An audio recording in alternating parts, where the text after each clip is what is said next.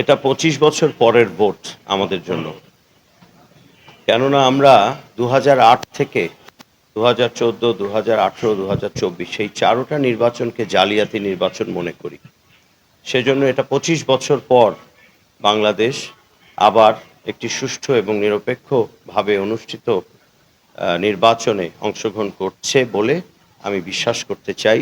আমি পরিবেশ যা দেখছি, আমার এখনো আমার আসলে তেমন কোনো কিছু মনে হয়নি যেটা চোখে পড়ার মতো। কিন্তু একটা বিষয় আমার মনে হয়েছে যে ভোটের হার এবং উপস্থিতি কিছু কিছু জায়গায় ভালো, কিছু কিছু জায়গায় সেই তুলনায় একটু কম, কিছু কিছু জায়গায় একটু বেশি। তো এটা হয়তো বাস্তবতা। দ্বিতীয়ত, আইনশৃঙ্খলা পরিস্থিতি এখনো পর্যন্ত স্বাভাবিক দেখছি।